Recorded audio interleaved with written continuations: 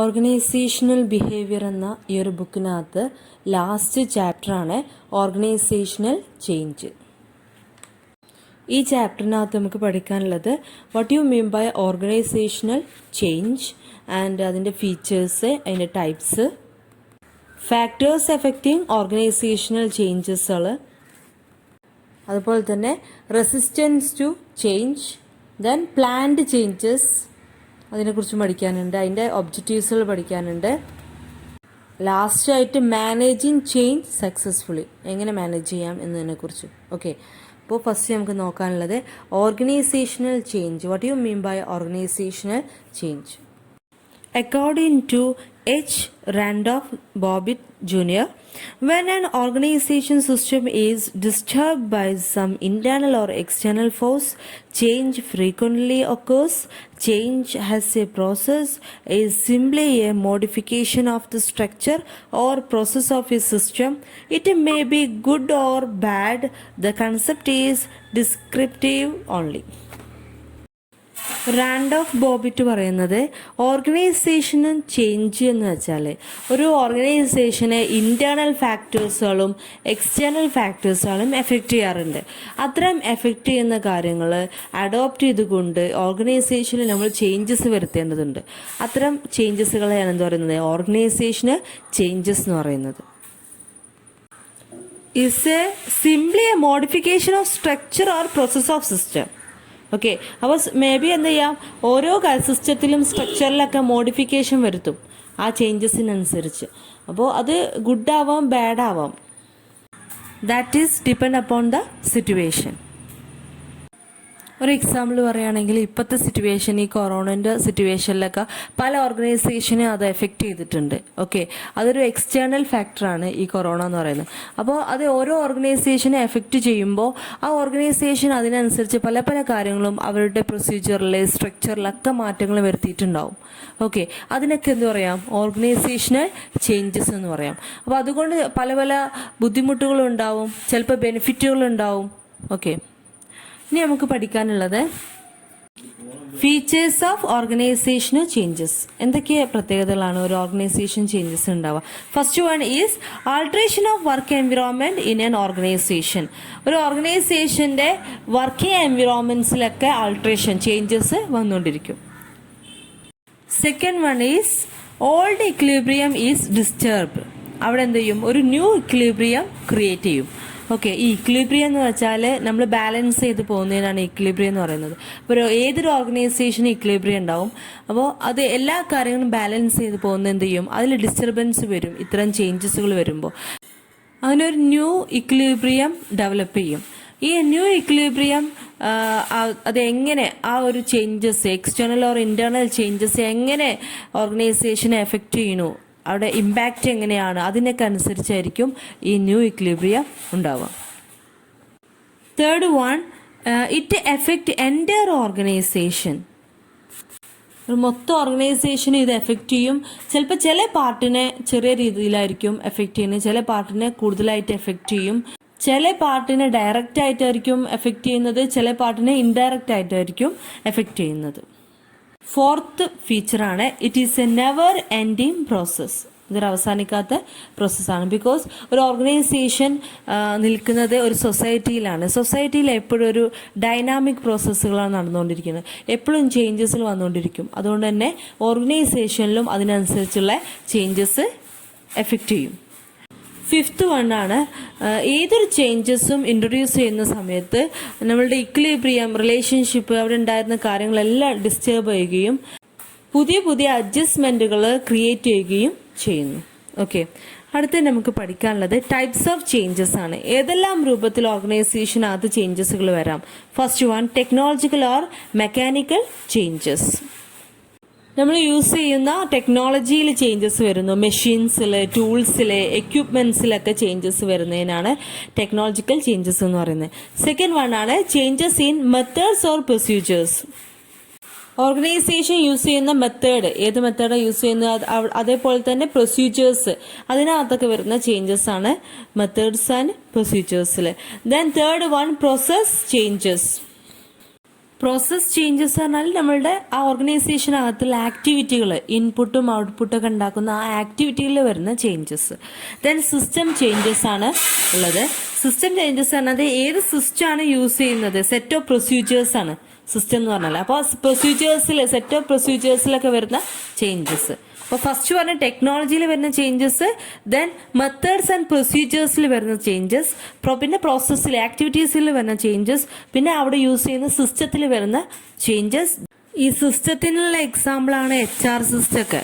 HR system, production system, ഓരോ ഡിപ്പാർട്ട്മെൻറ്റുകളും കാര്യങ്ങളൊക്കെ ഓരോ സിസ്റ്റം കീപ്പ് ചെയ്യുന്നുണ്ടാവും. ഇപ്പോൾ HR system, human resource system keep ചെയ്യുന്ന, ഇപ്പോൾ റിവാർഡ് കൊടുക്കുന്നതിൽ, റെക്കഗ്നിഷനിൽ, റിക്രൂട്ട്മെൻറ്റിൽ, റിട്ടൻഷൻ, അപ്രൈസൽ, ഡെവലപ്മെൻറ്റ്, പ്രൊമോഷന്, ഇങ്ങനത്തെ കേസുകളിലൊക്കെ ഓരോ സിസ്റ്റം കീപ്പ് ചെയ്യുന്നുണ്ടാവും. ഓക്കെ, അപ്പോൾ അതിലൊക്കെ വരുന്ന ചേഞ്ചസ്. ദെൻ നമുക്ക് പഠിക്കാനുള്ളത് സ്ട്രക്ചറൽ ചേഞ്ചസ് ആണ് ലാസ്റ്റ് വൺ. ഓക്കെ, അപ്പോൾ structural changes is the outward form of organisation. അപ്പോൾ സ്ട്രക്ചർ പറഞ്ഞാൽ നമുക്കറിയാം, ഹെറാർക്കി സ്ട്രക്ചർ.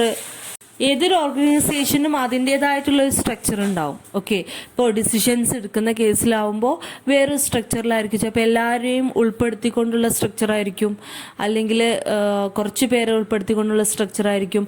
കമാൻഡ്സുകൾ ഇപ്പോൾ കൊടുക്കുന്ന സമയത്ത് ഒരു ഹെറാർക്കി, സാധാരണ ഹെറാർക്കി സ്ട്രക്ചറിലാണ് കമാൻഡ്സുകൾ, റെസ്പോൺസിബിലിറ്റികളൊക്കെ കൊടുക്കുന്നത്. സോ അപ്പോൾ ഏത് തരത്തിൽ സ്ട്രക്ചറിൽ ചേഞ്ചസ് വരുത്തണം എന്നുള്ള കാര്യങ്ങൾ, അതായത് സ്ട്രക്ചറൽ ചേഞ്ചസ്. അപ്പോൾ ഇങ്ങനെ 5 ചേഞ്ചസുകൾ ഓർഗനൈസേഷനകത്ത് വരാം. ഇന്റേണൽ ആയിട്ടോ ഔട്ട്സൈഡ് ആയിട്ടോ വരുന്ന ചേഞ്ചസുകൾ, സൊസൈറ്റിയിൽ വരുന്ന ചേഞ്ചസിനനുസരിച്ച് ഈ 5 കേസുകളിൽ നമുക്ക് എന്ത് ചെയ്യാം, ചേഞ്ചസുകൾ വരുത്താം. അടുത്ത് നമുക്ക് പഠിക്കാനുള്ളത് factors affecting organisational changes or source of organisational changes. ഇത് 2 വിധത്തിലും ഇതിനെ പറയാം. ഓക്കെ, അപ്പോൾ ഏതെല്ലാം ആണ് ഓർഗനൈസേഷണൽ ചേഞ്ചസിനെ എഫക്റ്റ് ചെയ്യുന്ന ഫാക്ടേഴ്സുകൾ? അത് 2 വിധത്തിൽ നമുക്ക് പറയാം, ഇന്റേണൽ ഫാക്ടേഴ്സുകളും എക്സ്റ്റേണൽ ഫാക്ടേഴ്സുകളും. അപ്പോൾ ഫാക്ടേഴ്സ് എഫക്റ്റിംഗ് ഓർഗനൈസേഷൻ ചേഞ്ചസ് എന്ന് വെച്ചാൽ ഒരു ഓർഗനൈസേഷനകത്ത് ഒരുപാട് ചേഞ്ചസുകൾ വരുത്തേണ്ടി വരാറുണ്ട്.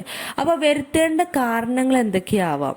ഓക്കെ, ആ ഇന്റേണൽ ഫാക്ടേഴ്സും എക്സ്റ്റേണൽ ഫാക്ടേഴ്സും ഉണ്ട്. ഇന്റേണൽ ഫാക്ടേഴ്സ് പറഞ്ഞാൽ ആ ഓർഗനൈസേഷൻ അകത്ത് നിന്ന് തന്നെ കാരണങ്ങൾ വരികയാണെങ്കിൽ അതിന് ഇന്റേണൽ ഫാക്ടേഴ്സ് എന്നാണ് പറയുക. ഓക്കെ, അപ്പോൾ അതിനകത്ത് 5 പോയിന്റ്സ് പറയുന്നുണ്ട്.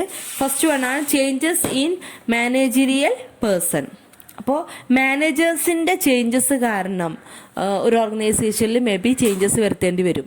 ഓക്കെ, അപ്പോൾ മാനേജേഴ്സിൻ്റെ ചേഞ്ചസ് പറഞ്ഞാൽ ഒരു മാനേജർ പോയിട്ട് ആ പ്ലേസിലേക്ക് വേറൊരു മാനേജർ വരുന്ന സമയത്ത് അവരുടെ സ്കില്ല്, സ്റ്റൈല്, ഫിലോസഫീസ് ഒക്കെ ഡിഫറെൻ്റ് ആയിരിക്കും. അതുകൊണ്ട് തന്നെ അതിനനുസരിച്ചുള്ള ചേഞ്ചസ് ആ ഓർഗനൈസേഷനിൽ അഡോപ്റ്റ് ചെയ്യേണ്ടി വരും. Okay, second one deficiencies of the organisation. ഒരു ഓർഗനൈസേഷൻ്റെ ഡെഫിഷ്യൻസീസുകൾ, കുറവുകൾ, എഫിഷ്യൻസിൻ്റെ ഓപ്പോസിറ്റ് ആണല്ലോ ഡെഫിഷ്യൻസി. അതുകൊണ്ട് തന്നെ ആ കുറവുകൾ കാരണം എന്ത് ചെയ്യാം, ആ ഓർഗനൈസേഷനിൽ ചേഞ്ചസ് വരുത്തേണ്ടി വരും. ഓക്കെ, ഈ കുറവുകൾ ഉദ്ദേശിക്കുന്നത് ഡിപ്പാർട്ട്മെൻറ്റുകൾ തമ്മിൽ നല്ല രീതിയിലുള്ള കോപ്പറേഷൻ ഇല്ലാത്ത അവസ്ഥ, അതുപോലെ തന്നെ ഡിഫിക്കൽട്ടീസ് ഇൻ കമ്മ്യൂണിക്കേഷനിൽ ഡിഫിക്കൽട്ടീസുകൾ, lack of uniformity in policy decisions, അതുപോലെ തന്നെ അൺമാനേജബിൾ സ്പാൻ ഓഫ് കൺട്രോള്, നല്ല രീതിയിലുള്ള കൺട്രോൾ ഇല്ല, അതേപോലെ തന്നെ unnecessary lengthy chain of command.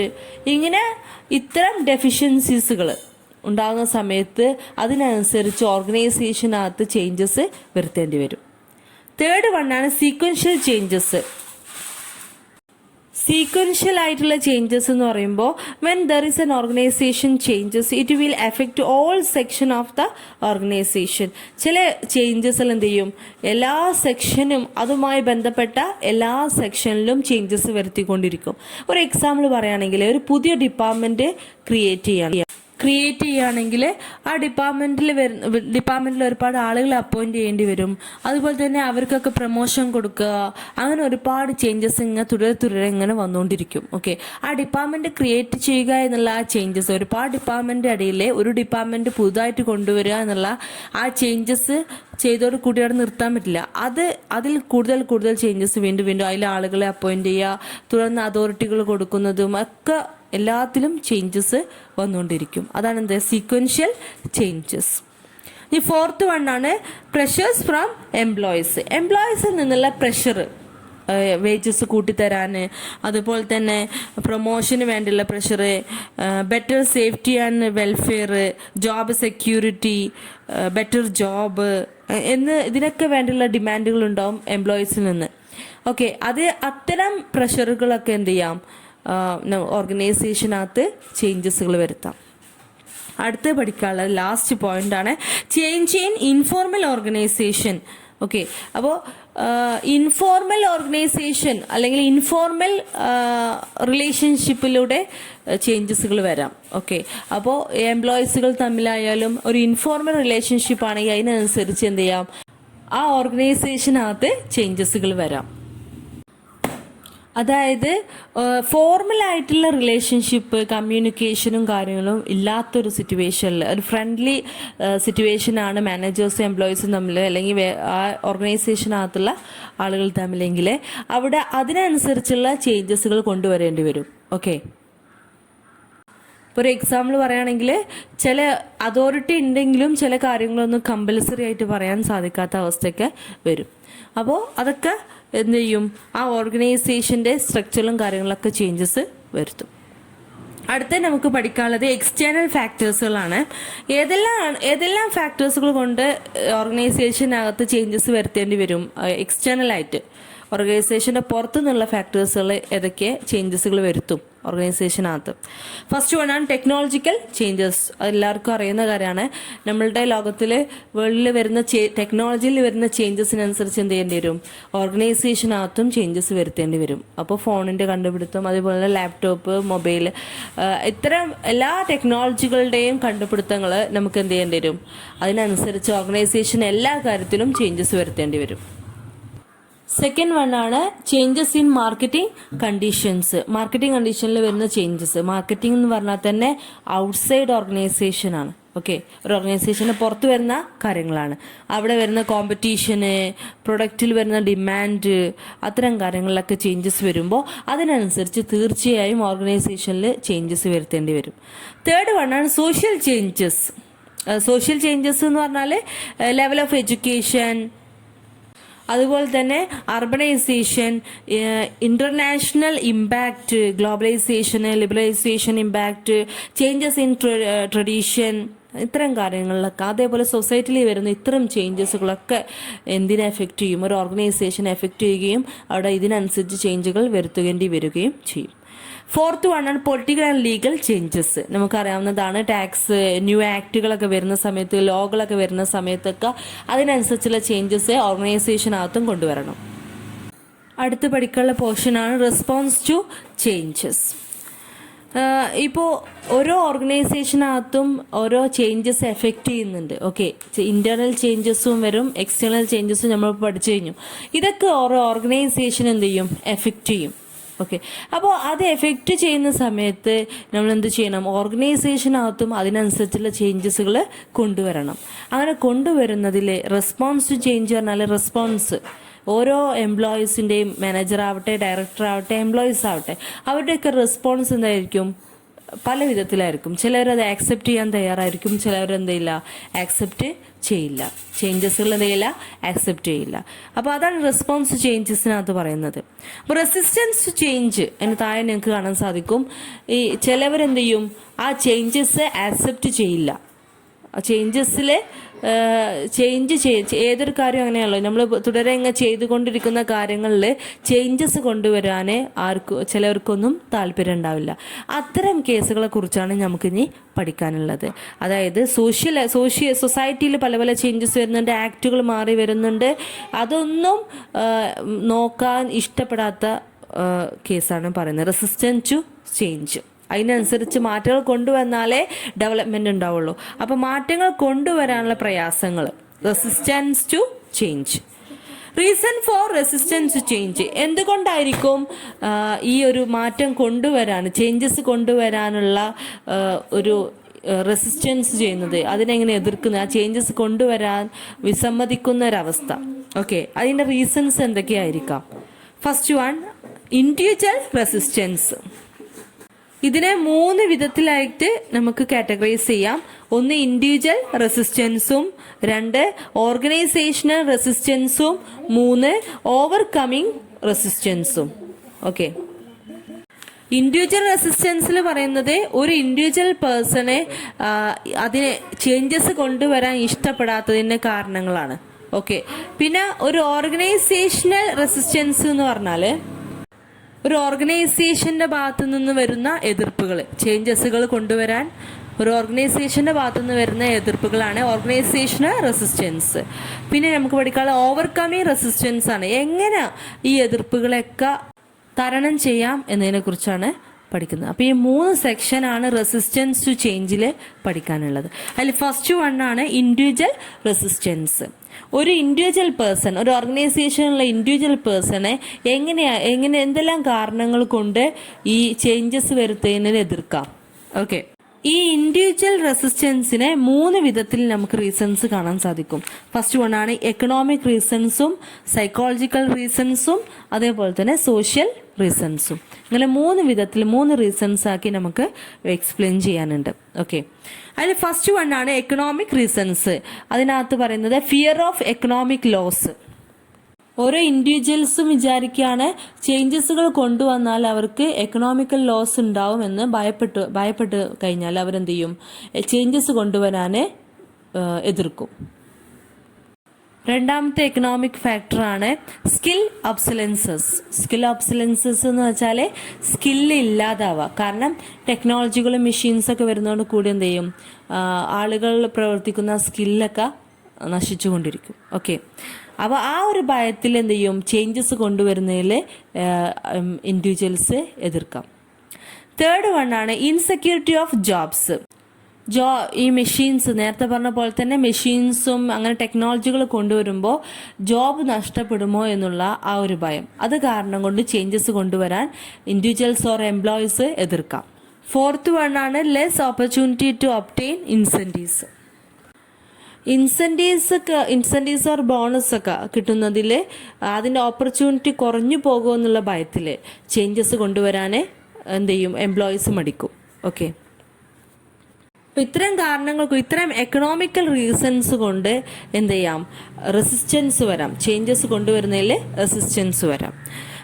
Second, അടുത്ത് നമുക്ക് പഠിക്കാനുള്ള സൈക്കോളജിക്കൽ റീസൺസ് ആണ്. 3 റീസൺസ് ആണുള്ളത്, എക്കണോമിക് റീസൺസും, സൈക്കോളജിക്കൽ റീസൺസും, സോഷ്യൽ റീസൺസും. അതിൽ സൈക്കോളജിക്കൽ റീസൺസിൽ ഫസ്റ്റ് വരുന്നത് ഈഗോ ഡിഫെൻസീവ്നെസ് ആണ്. ഈഗോ കാരണം എന്ത് ചെയ്യാം, ചേഞ്ചസ് കൊണ്ടുവരുന്നതിൽ എതിർപ്പുകൾ കാണിക്കാം. അതായത് ഇപ്പോൾ ഒരു മാനേജർ കേസാണെങ്കിൽ സെയിൽസ്മാനൊക്കെ ഏതെങ്കിലും നല്ലൊരു പൊസിഷൻ കൊടുക്കുന്ന ചേഞ്ചസ് ആണ് വരുത്തുന്നതെങ്കിൽ ഈഗോ കാരണം അയാൾ എന്ത് ചെയ്യാം, അതിന് എതിർപ്പുകൾ കാണിക്കാം. സോ ഈഗോ ഒരു ഫസ്റ്റ് ഫാക്ടറാണ്. സെക്കൻഡ് ഫാക്ടറാണ് സ്റ്റാറ്റസ് ക്വോ. ഈ സ്റ്റാറ്റസ് ക്വോ എന്ന് പറഞ്ഞാൽ ചിലവർക്ക് എന്തുണ്ടാവും, ഇപ്പോൾ നിൽക്കുന്ന സിറ്റുവേഷനിൽ മാറ്റങ്ങൾ വരുത്താൻ ഇഷ്ടമില്ലാത്തതുണ്ടാവും. നിൽക്കുന്ന പോലെ തന്നെ പോകണം, ഇതുവരെയുള്ള സിറ്റുവേഷൻ പോലെ തന്നെ മൂവ് ചെയ്യണം, അങ്ങനെ ആഗ്രഹിക്കുന്ന ആ ഒരു സിറ്റുവേഷൻ, ആ ഒരു സൈക്കോളജിക്കൽ ഫാക്ടറാണ് എന്ത്, സ്റ്റാറ്റസ് ക്വോ എന്ന് പറഞ്ഞാൽ. ഓക്കെ, അങ്ങനത്തെ ആളുകൾ എന്ത് ചെയ്യും, ചേഞ്ചസ് കൊണ്ടുവരുന്നതിൽ എതിർപ്പ് കാണിക്കും. ഇനി തേർഡ് വണ്ണാണ് ലോ ടോളറൻസ് ഫോർ ചേഞ്ചസ് കൊണ്ടുവരുന്നതിൽ ടോളറൻസ് ഇല്ലാത്ത കേസിൽ, അതായത് അഡ്ജസ്റ്റ് ചെയ്യാത്ത കേസ് അല്ലെങ്കിൽ സഹിക്കാത്ത കേസുകളിൽ, അതായത് പുതിയ ഐഡിയകളും കാര്യങ്ങളൊക്കെ അഡോപ്റ്റ് ചെയ്യുന്നതിൽ ചേഞ്ചസ് കൊണ്ടുവരുന്നതൊന്നും അവർക്ക് എന്തുണ്ടാവില്ല, അതൊന്നും മാനസികമായിട്ട് അത് എതിർക്കും അവർ. അതായത് അവർക്ക് ടോളറൻസ് ഉണ്ടാവില്ല, അത് ക്ഷമയോട് കൂടി അത് കാത്തിരിക്കാനുള്ള ടോളറൻസ് ഉണ്ടാവില്ല. ഓക്കെ, അടുത്ത പോയിന്റാണ് ഫിയർ. പേടി കാരണം എന്ത് ചെയ്യാം, ചേഞ്ചസ് കൊണ്ടുവരുന്നത് എതിർക്കാം.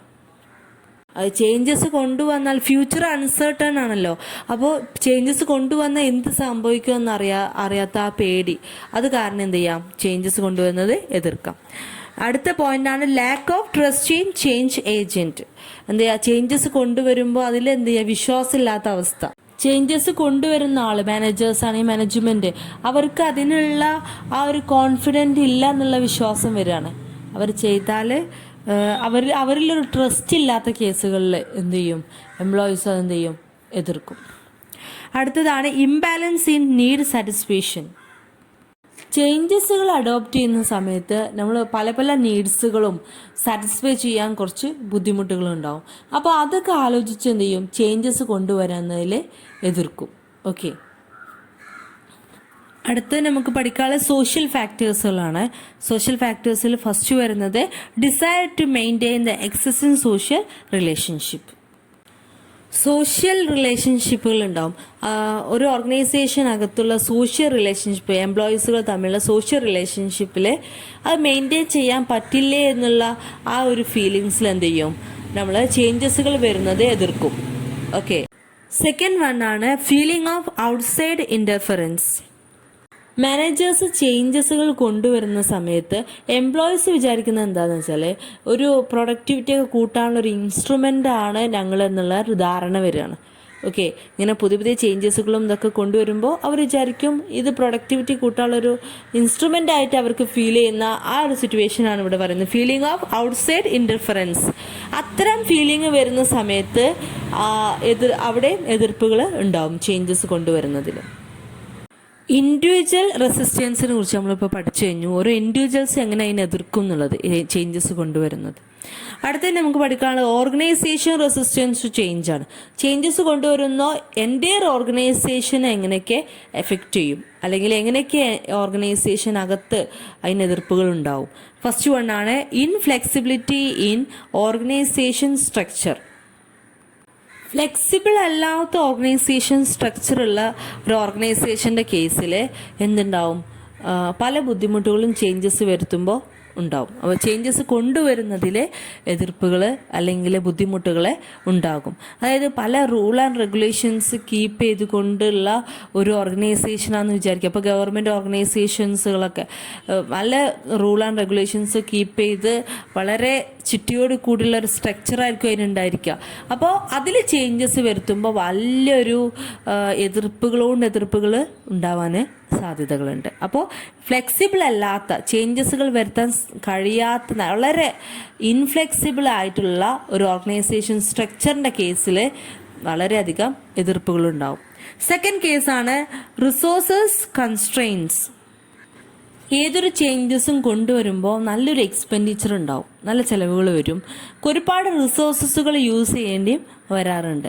അപ്പോൾ ഏതൊരു ചേഞ്ചസ് കൊണ്ടുവരുമ്പോഴും ചിലവരെന്ത് ചെയ്യും, അതിനെ എതിർക്കും. കാരണം അതിൻ്റെ എക്സ്പെൻഡിച്ചർ കാരണം. ഓക്കെ, ഇപ്പോൾ ട്രേഡ് യൂണിയനൊക്കെ ചിലപ്പോൾ എന്ത് ചെയ്യും, സേഫ്റ്റിക്ക്, എംപ്ലോയീസിൻ്റെ സേഫ്റ്റിക്കൊക്കെ വേണ്ടി പല ഇതും ഓർഗനൈസേഷനോട് ആവശ്യപ്പെടും ആ ചേഞ്ചസ് കൊണ്ടുവരാൻ വേണ്ടി. അപ്പോൾ മാനേജേഴ്സൊക്കെ ചിലപ്പോൾ അതിനെ എതിർക്കും. കാരണം വെച്ചാൽ അത് കൊണ്ടുവന്നാൽ കൂടുതൽ എക്സ്പെൻഡിച്ചർ ഉണ്ടാവും, കുറേ റിസോഴ്സ് യൂസ് ചെയ്യേണ്ടി വരാറുണ്ട്. അപ്പോൾ അത്തരം കേസുകളിൽ എതിർപ്പുകൾ ഉണ്ടാവാം. തേർഡ് വൺ ആണ് threat to power and influence. കൊണ്ടുവരുന്ന ചേഞ്ചസ്, വരാൻ പോകുന്ന ചേഞ്ചസ് ടോപ്പ് ലെവലിലുള്ള പലരുടെയും പവറിനും അവരുടെ ഇൻഫ്ലുവൻസിനൊക്കെ ഭീഷണിയാണെങ്കിൽ അവരെന്ത് ചെയ്യും, അവരതിനെ എതിർക്കും. ഓക്കെ, അതാണ് threat to power and influence. Fourth one fear of loss of investment കുറഞ്ഞു പോകുമോ എന്നുള്ള ഭയം കാരണം എന്ത് ചെയ്യാം, ചേഞ്ചസ് കൊണ്ടുവരുന്നതിൽ എതിർക്കാം. ഫിഫ്ത്ത് വണ്ണാണ് പാസ്റ്റ് സക്സസ് ഉള്ള ഓർഗനൈസേഷൻ്റെ കേസിൽ, അതായത് മുന്നൊക്കെ വളരെ സക്സസ് ആയിട്ട് പോകുന്ന ഒരു ഓർഗനൈസേഷൻ ആണെങ്കിൽ ദേ നോ അബൌട്ട് ദം, അവർക്ക് എന്ത് ചെയ്യാം, ഇനി എങ്ങനെ പോകണം എന്നുള്ളതിനെ കുറിച്ചും എങ്ങനെ സക്സസ്സിലേക്ക് പോകണം എന്നുള്ളതിനെ കുറിച്ചും നല്ലൊരു ധാരണ ഉണ്ടാവും. അപ്പോൾ പല ചേഞ്ചസും എൻവിറോൺമെൻറ്റിലും നിന്നൊക്കെ ചേഞ്ചസ് വരുന്നതിനനുസരിച്ച് അവരെന്തായിരിക്കണില്ല, അവർ ചേഞ്ചസ് വരുത്തിക്കോണമെന്ന് ഇല്ല. കാരണം എങ്ങനെ ചെയ്താലാണ് സക്സസ് ആവുക എന്നുള്ള നല്ലൊരു ബോധമുള്ളത് കൊണ്ട് ആവശ്യമില്ലാത്ത ചേഞ്ചസ് വരുത്താൻ അവർ വിസമ്മതിക്കും. ഓക്കെ, ആറാമത്തെ പോയിന്റാണ് ഇന്റർ ഓർഗനൈസേഷൻ എഗ്രിമെൻറ്റ്സ്. നമ്മളെ ഓർഗനൈസേഷന് പലവരുമായിട്ട് എഗ്രിമെൻറ്റുകൾ ഏർപ്പെട്ടിട്ടുണ്ടാവും. അതുകൊണ്ട് തന്നെ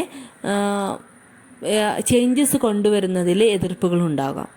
അതായത് ഇപ്പോൾ ഒരു എക്സാമ്പിൾ പറയുകയാണെങ്കിൽ ട്രേഡ് യൂണിയൻ്റെമായിട്ട് എഗ്രിമെൻ്റ് ഒക്കെ ഉണ്ടെങ്കിൽ ഇപ്പോൾ മെഷീൻസ്, കമ്പ്യൂട്ടർ ഇതൊക്കെ കൊണ്ടുവരുന്നതിൽ ട്രേഡ് യൂണിയൻ എന്ത് ചെയ്യാം, എതിർപ്പ് സംഭവിക്കും. കാരണം അത് കൊണ്ടുവരുമ്പോൾ ആളുകളുടെ എംപ്ലോയ്മെൻറ്റ് കുറയും. ഓക്കെ, അപ്പോൾ അത്തരം കേസുകളിലൊക്കെ അങ്ങനെ എഗ്രിമെൻറ്റുകൾ കൊണ്ടുവരുന്ന അതിൽ മാറ്റം വരുത്തുന്നതിലൊക്കെ എതിർപ്പുകൾ ഉണ്ടാകും. അടുത്ത നമുക്ക് പഠിക്കാനുള്ളത് ഓവർകമ്മിങ് റെസിസ്റ്റൻസ് ടു ചേഞ്ച്. അപ്പോൾ ഇതുവരെ നമ്മൾ എതിർപ്പുകളെ കുറിച്ചാണ്, ചേഞ്ചസ് വരുത്തുന്നതിലുള്ള ഓർഗനൈസേഷൻ്റെയും ഇൻഡിവിജ്വൽസിൻ്റെയും എതിർപ്പുകളെ കുറിച്ചാണ് പറഞ്ഞത്. ഇനി ഓവർകമ്മിങ് ആണ്. ഈ 3 സെക്ഷനാണ് റെസിസ്റ്റൻസിലുള്ളത്. ഇത് വളരെ ഇമ്പോർട്ടൻ്റ് ആയിട്ടുള്ള ഒരു പാർട്ടാണ്. നന്നായി പഠിച്ചു വയ്ക്കുക, വളരെ ഈസിയാണ്. ഓവർകമ്മിങ് എങ്ങനെ ഈ എതിർപ്പുകളെയൊക്കെ ഓവർകമ്മിങ് ചെയ്യാം? ഓക്കെ, അതിൽ 6 പോയിന്റ്സ് ഇവിടെ കൊടുത്തിട്ടുണ്ട്. First one, participation and involvement. Participation പറഞ്ഞാൽ എല്ലാവരെയും പാർട്ടിസിപ്പേറ്റ് ചെയ്യുക, ചേഞ്ചസ് കൊണ്ടുവരാനുള്ള അല്ലെങ്കിൽ ന്യൂ ഐഡിയകളൊക്കെ കൊണ്ടുവരാനുള്ള കാര്യങ്ങളിലൊക്കെ എല്ലാവരെയും പാർട്ടിസിപ്പേറ്റ് ചെയ്യുക. അവർക്ക് അതിനെക്കുറിച്ച് കൂടുതൽ അറിവ് കൊടുക്കുക, ഐഡിയകൾ കൊടുക്കുക. അങ്ങനെ നമുക്ക് എന്ത് ചെയ്യുക, അവരുടെ എതിർപ്പുകൾ ഇല്ലാതാക്കാം. Okay, the process through which affected parties are brought together to understand the ideas of change. They are also allowed to participate activities to introduce changes. Okay, changes വരുത്തുന്ന ആക്ടിവിറ്റികളിലൊക്കെ എന്ത് ചെയ്യുക, അവരൊക്കെ പാർട്ടിസിപ്പേറ്റ് ചെയ്യിപ്പിക്കാം. സെക്കൻഡ് വൺ ആണ് education and communication.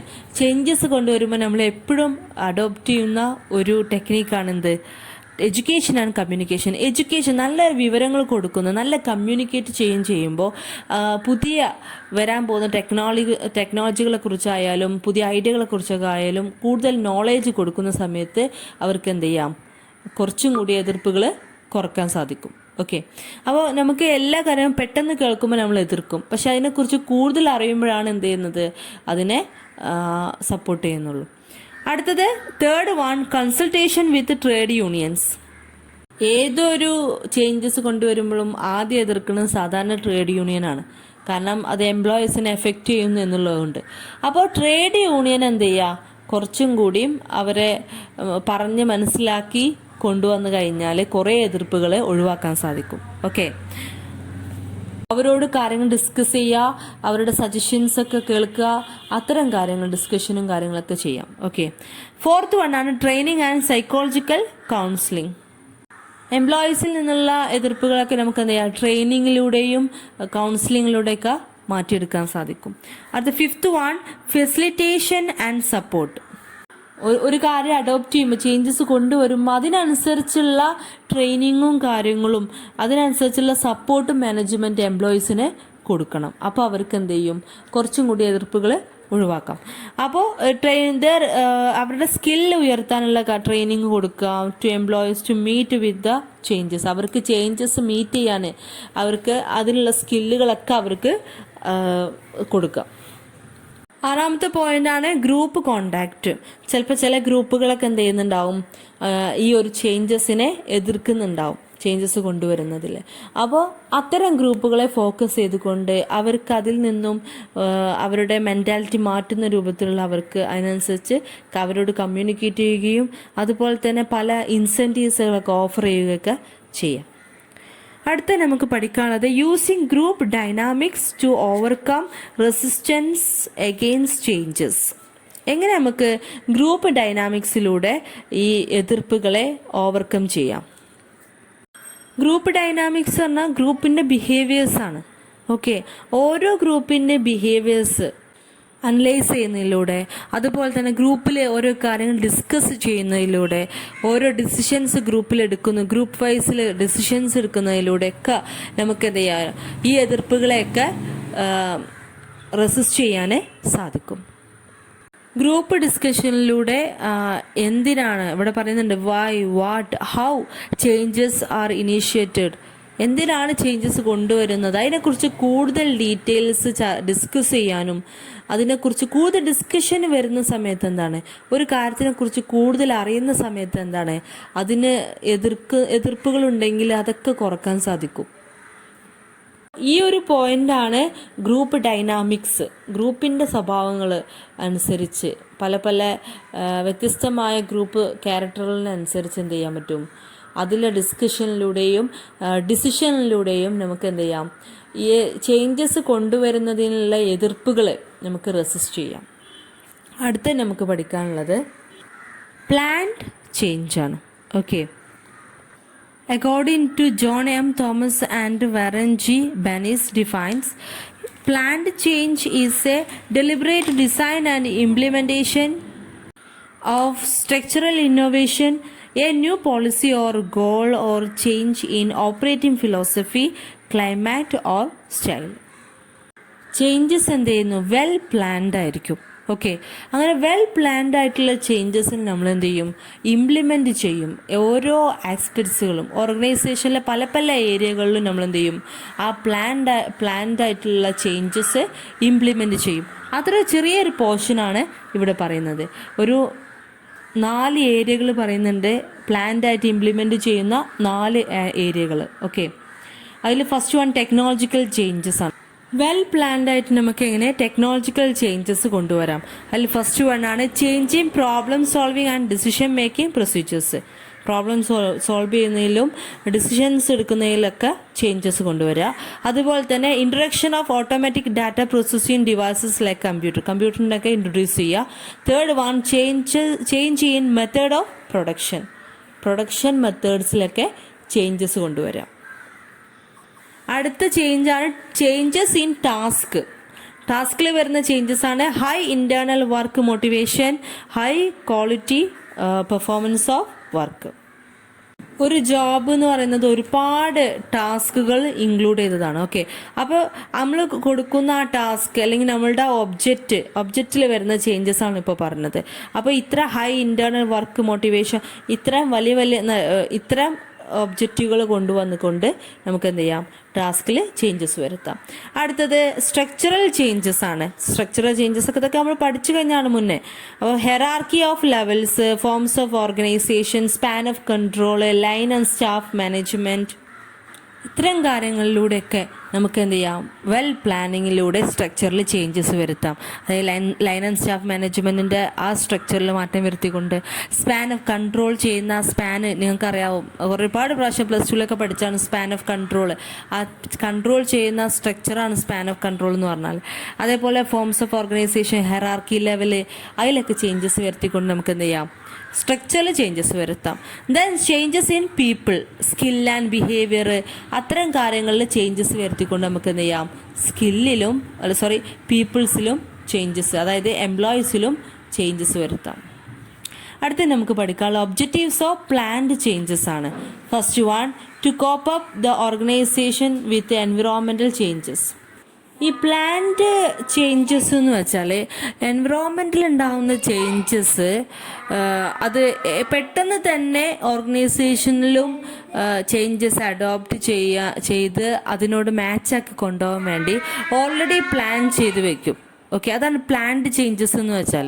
ഇപ്പോൾ ടാക്സിലൊക്കെ അനുദിനം അങ്ങനെ changes വന്നുകൊണ്ടിരിക്കുകയാണ്, ടാക്സിൻ്റെ എമൗണ്ടിൽ.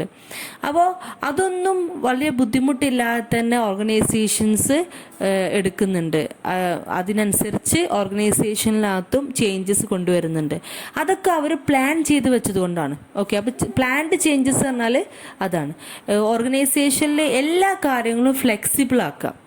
ഒരു ഇൻഫ്ലെക്സിബിൾ ആക്കി കൊണ്ടുവന്നു കഴിഞ്ഞാൽ അതിൽ ചേഞ്ചസ് വരുത്താൻ വളരെയധികം ബുദ്ധിമുട്ടാവും.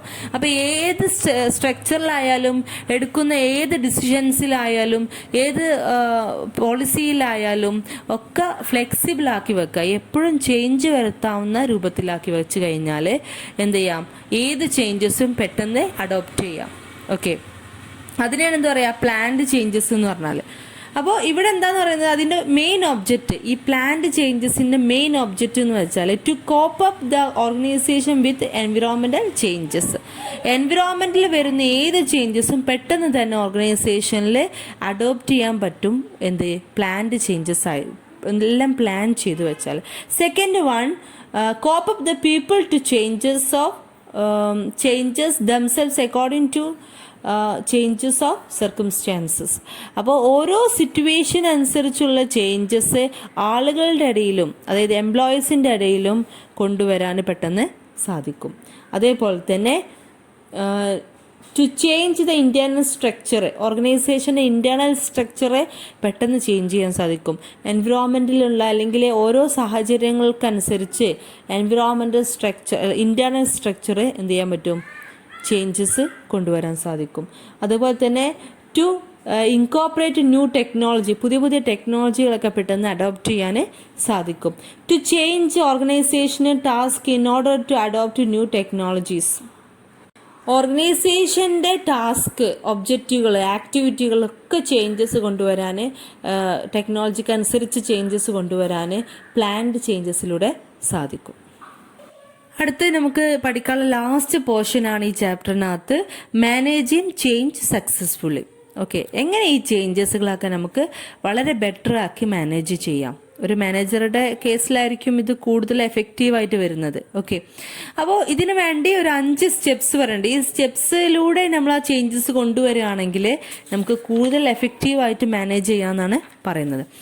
ഫസ്റ്റ് വണ്ണാണ് identify the need to change ചെയ്യേണ്ട അത്യാവശ്യത അല്ലെ ആവശ്യകത എന്താണെന്നുള്ളത് ആദ്യം ഐഡൻറ്റിഫൈ ചെയ്യണം.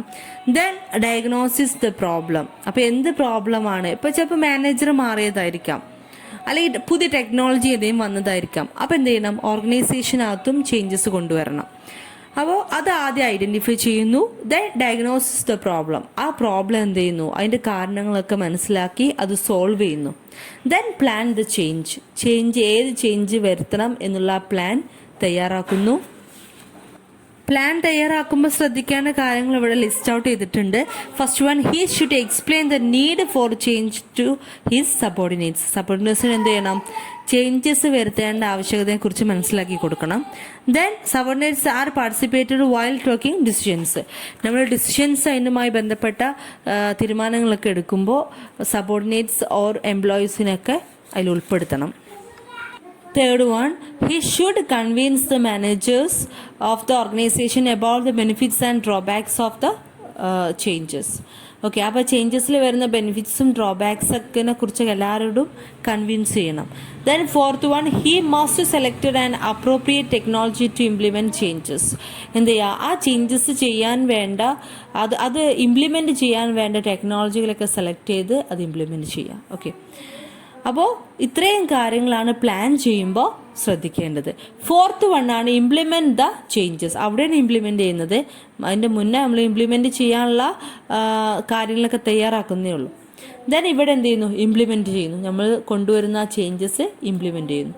Then feedback. നമ്മൾ ഇംപ്ലിമെൻറ്റ് ചെയ്ത ആ കാര്യം അത് എത്രത്തോളം എഫക്റ്റീവ് ആയിട്ടുണ്ട് എന്നുള്ളത് ഫീഡ്ബാക്ക് ചെയ്യുന്നു. ഇത്രയും കാര്യങ്ങളാണ് നമുക്ക് ഈ ഒരു ചാപ്റ്ററിനകത്ത്, ഓർഗനൈസേഷണൽ ചേഞ്ച് എന്ന ഈ ചാപ്റ്ററിനകത്ത് പഠിക്കാനുള്ളത്. ഇതോടുകൂടി നമ്മളുടെ OBയിലെ എല്ലാ ചാപ്റ്റേഴ്സും തീർന്നു. ഇതിൽ വരാവുന്ന ക്വസ്റ്റ്യൻസാണ് ഈ കാണുന്നത്. ജസ്റ്റ് ഇതൊക്കെ ഒന്ന് വായിച്ച് ആൻസർ ചെയ്ത് നോക്കുക കേട്ടോ. ഇത് മോഡൽ ക്വസ്റ്റ്യൻ പേപ്പറാണ്. ഇതൊക്കെ ആൻസർ ചെയ്ത് നോക്കുക. 2 മോഡൽ ക്വസ്റ്റ്യൻ പേപ്പർ ഇതിനകത്ത് കൊടുത്തിട്ടുണ്ട്.